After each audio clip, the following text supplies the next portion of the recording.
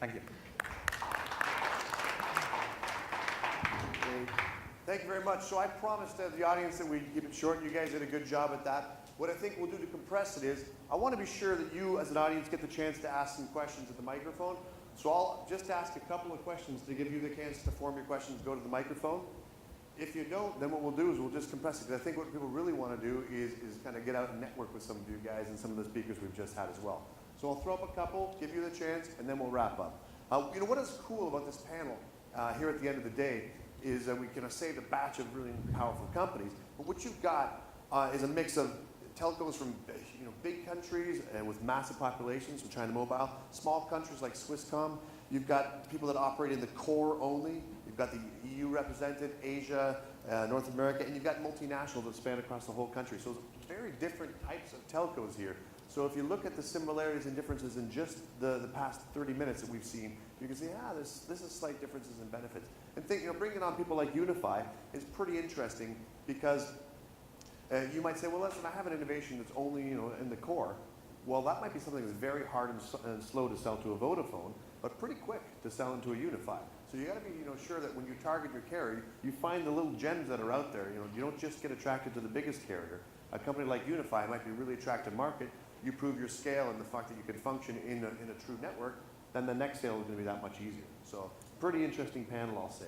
So I guess what I'd like to ask of you guys while we're waiting, we have a question there. I'm going to let you go first. Okay, let me go first. We had really good information, I would say, from all of you and previous gentleman from China Mobile. I was just stunned. We hear from Alcatel-Lucent that, hey, 5G, don't go after it. It's not before 2020. You are not getting anywhere close. We have more SD and NFE stuff. And you hear from the China Mobile gentleman that, oh, it's there tomorrow, and it's 1,000 times. So it's pretty different things coming from different geographies of the world.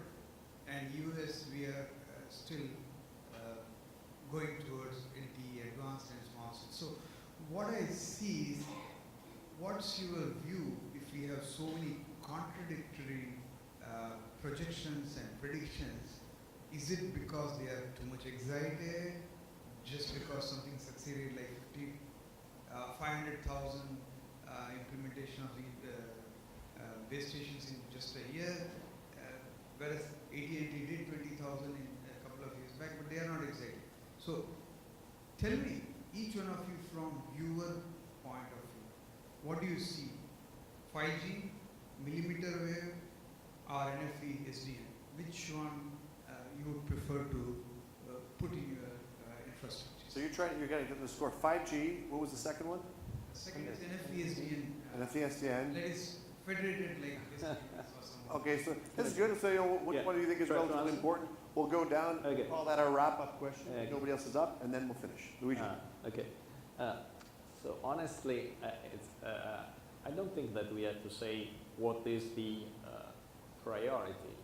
Let me say, we as operator, we are trying to define together which are the business requirements and the needs in the network for a new generation network that is the 5G.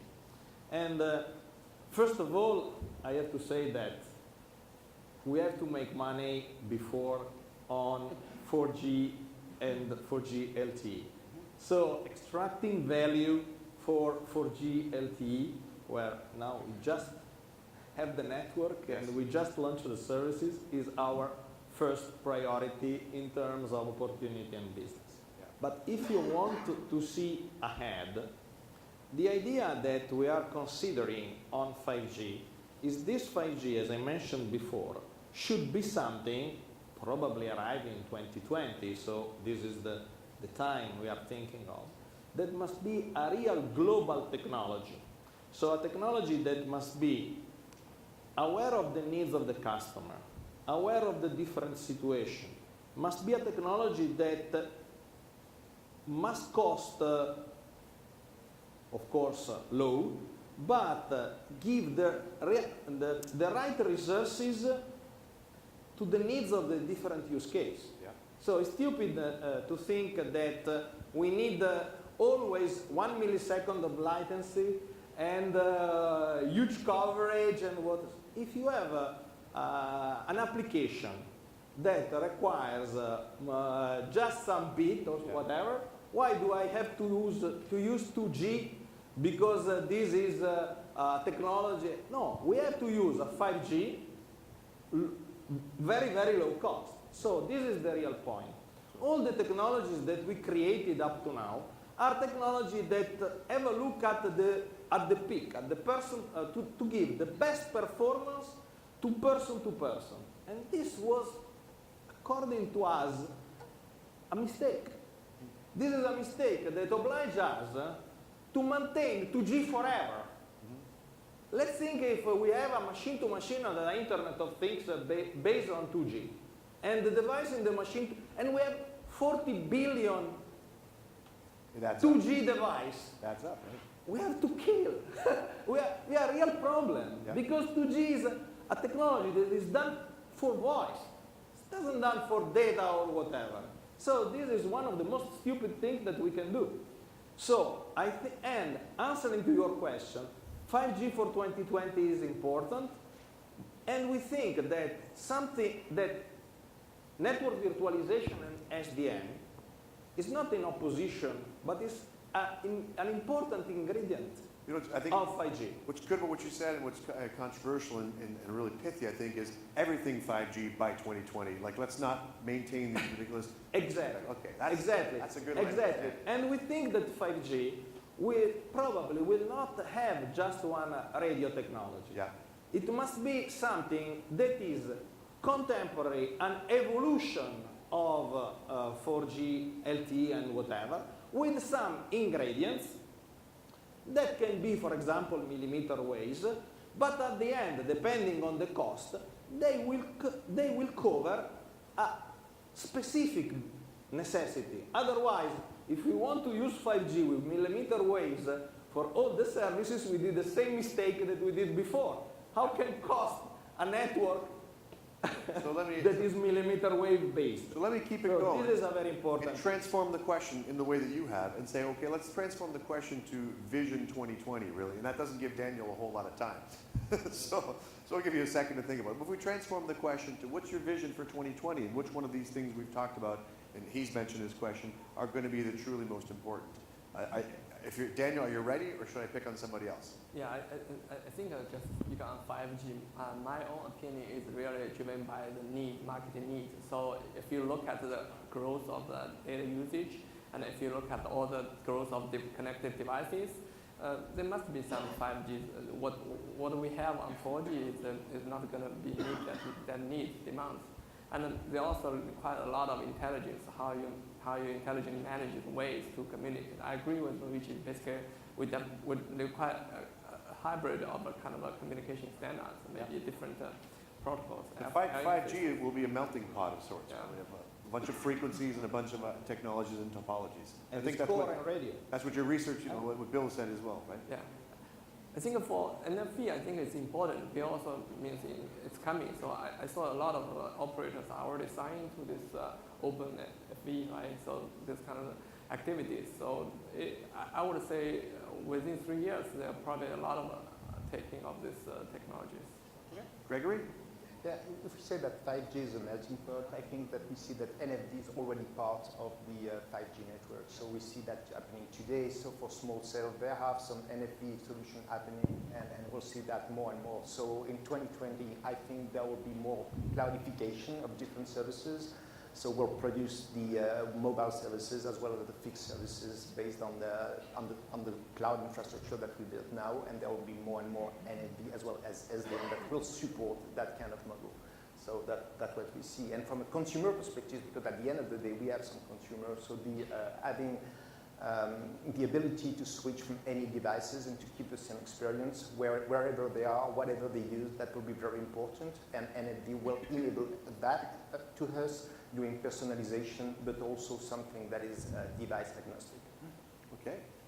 Brian, over to you. I think every market is different. We forget that many parts of the world don't even have 2G. Yeah.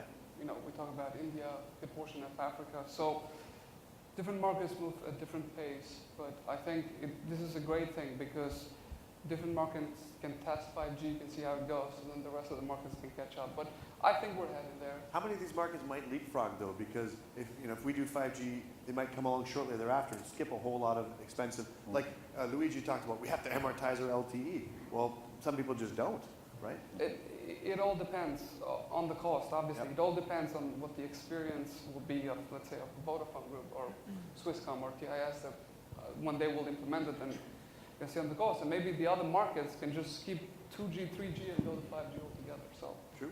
It all depends. But the good news is that with time, technology, in terms of pricing, keeps going down. So. But the world is not homogeneous, I think, is your point. Definitely not. JJ? Being a bit controversial, for me it's not about the technology in fact. So for me 2020 is about whatever combination of 2G, 3G, 4G, 5G, Wi-Fi and everything else becomes transparent to the customer, to the user. Because I think they are tired already to having to decide every day, I'm going to do 2G, 3G, Wi-Fi, what is more expensive, and roaming or roaming. So if we really make the whole connectivity a transparent, seamless experience, then we will succeed and survive. If not, something will happen. We see chip makers like Qualcomm trying to get to that goal. Like, they're not the only one, but by putting all kinds of radios on one chip and saying stuff this in your device, the device stops caring about what network it's on, delivers us services regardless, right?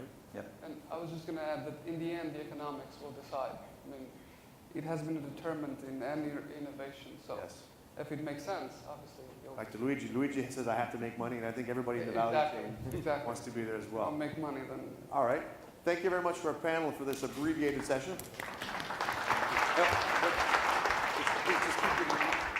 Keep your seats for 1 or 2 moments. And I think when you're done, you just step off and don't go into the AV room because a crowd of people will follow you. Just spread out, and the AV people will come and get your microphones off wherever you are. Sure. So I'd like to wrap up the conference with a couple of observations I promised to cram into about 60 seconds.